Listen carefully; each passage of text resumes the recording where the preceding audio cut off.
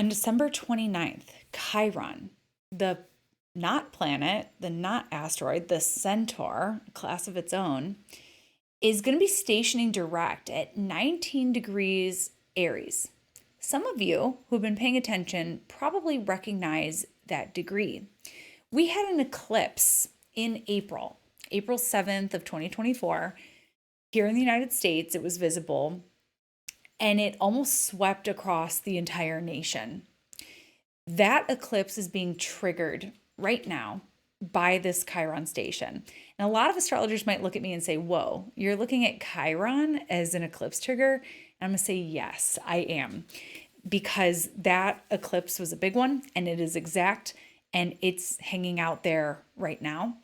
And it has been for some time, actually. In fact, Chiron has been hanging out at 19 degrees since the middle of November, since around the time that Luigi Mangione went missing and started planning this whole plan to assassinate a CEO of a healthcare company as an act of protest, as an act of drawing attention to an issue that is abysmal and kills many, many people in this country.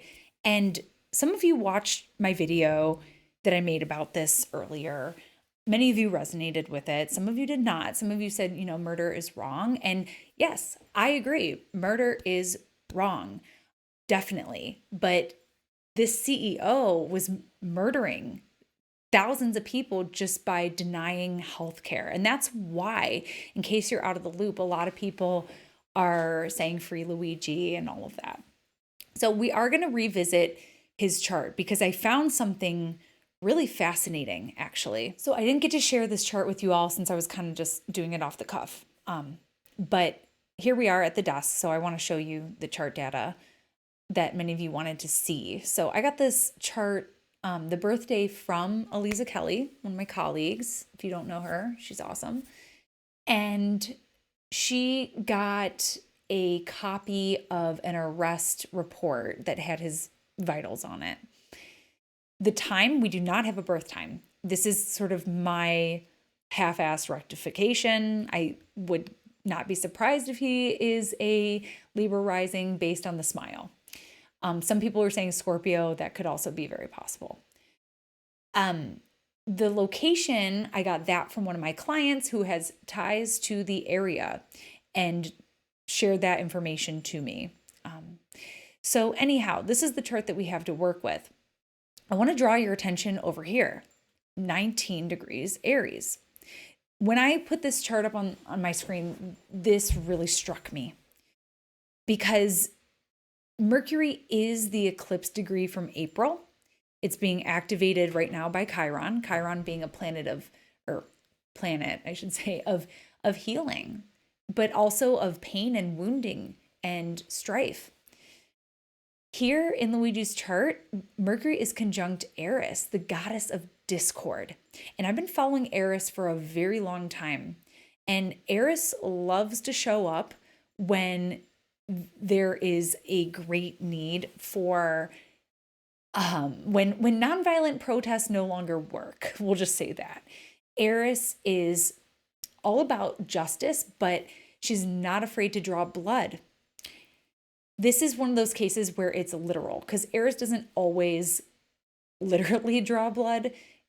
She just happens to be there during the Iliad, which is one of the bloodiest novels that you'll read in high school. But Eris is the goddess of discord, and like as the mythologies show, like she has a taste for bloodshed. And the mythology of Eris is one where Eris is excluded. There's a big wedding and she's excluded.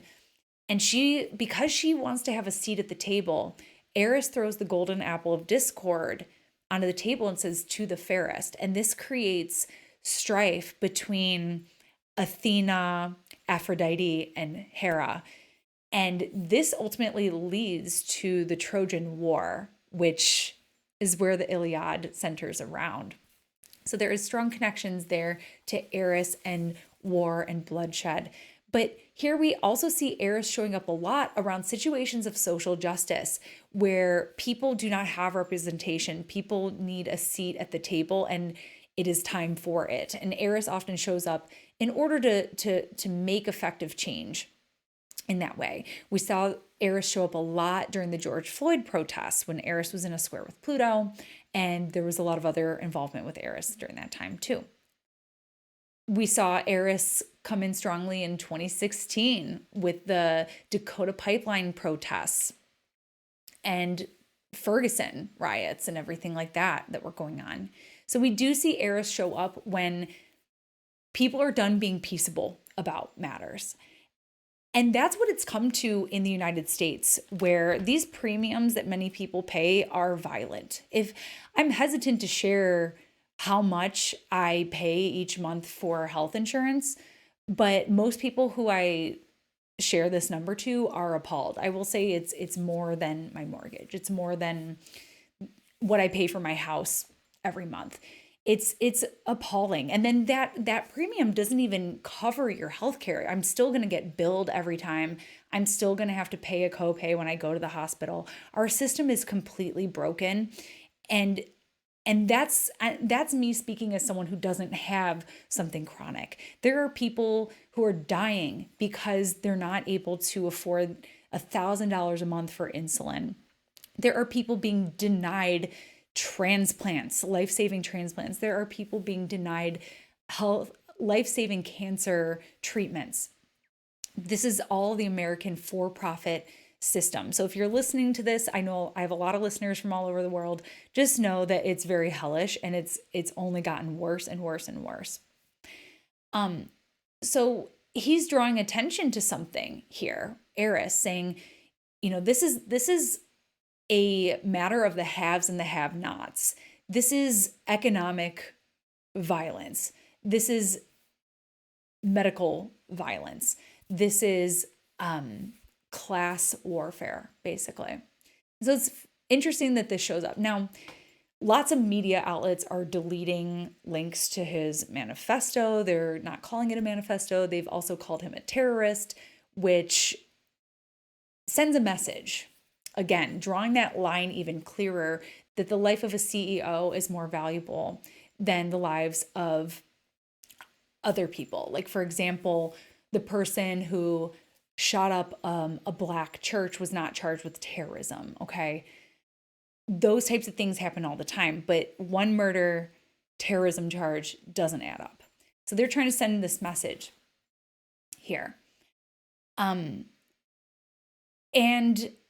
lots of people are getting behind him, which these CEOs don't want. They don't want this at all. In fact, CEOs taking their personal information off the websites is the equivalent of the bourgeoisie of 18th century France painting their golden carriages black to avoid the guillotine. This is Pluto in Aquarius repeating itself. That was the last time Pluto was in Aquarius.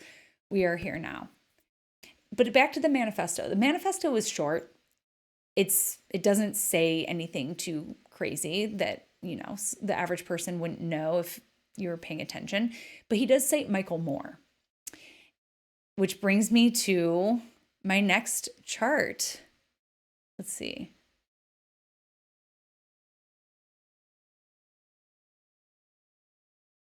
So Michael Moore also has Mercury very close by in degree. Mercury's at 17 degrees. So they have the synastry here. Their Mercuries are on top of one another. Now, Michael Moore, very interesting chart. I could spend a lot of time delineating his chart. He has Mercury conjunct a lot of fortune. Okay, so that we could say a lot of things about his career, making documentaries, publishing them in the ninth house, the research that he's done. There's a lot of kind of like rebellious signatures in Michael Moore's chart, and Aries definitely having an opinion up here. But note that Michael Moore wasn't trying to come back into the public eye at this time to talk about the abysmal American healthcare system. This was activated by an eclipse back in April. And here it is being energized again now on this Chiron station that talks about wounds. And this is highlighting a collective wound here. So here we see a connection between what's happening collectively, astrologically, and we see a connection between these two people's charts. And Michael Moore has now released his documentary, Sicko, for free on YouTube, released like a whole post about what's going on and why he thinks he was referenced in the post and how he is against killing, and that's why he has made the documentaries that he's made. A couple other interesting things that these two people share is they're both Sun and Taurus people. They both have Earth moons, so real earthy people. And they are both born on a Mars luminary conjunction. Only difference here is Luigi's is actually combust. It's not a cazimi. I've seen some people say, oh, it's a cazimi. It's not. Mars is actually hindered here. But Michael Moore has Mars exalted in its joy in the 6th house, conjunct the moon. Yeah, he's calling stuff out in a very Saturnian, measured, well-researched, has an answer for everything kind of thing. This guy is prepared. And so Michael Moore is the one to really watch out for in terms of his message. That is a very effective Mars. So I just thought that that was fascinating, that connection that they share in their chart and the eclipse activating it and Chiron bringing it to the present moment. So now I want to shift gears completely. So if that eclipse was a big deal for you, your Aries house, we've talked a lot about Chiron and Aries and its stations on the channel. So feel free to go back and revisit some of those videos where I talk about how Chiron stations often highlight our wound, and they highlight the healing, the gradual healing of that wound, and how much progress we've made over time. So this Chiron station will likely bring some stuff up for people, not uncommon around the holidays, unfortunately, but it will also show you how far you've come and the tools that you have to support you when you run into your wound and you meet yourself again and again. Chiron station is here to say, well, here we're moving direct, we're moving forward, okay? This one should be actually more supportive around showing us how far we've come.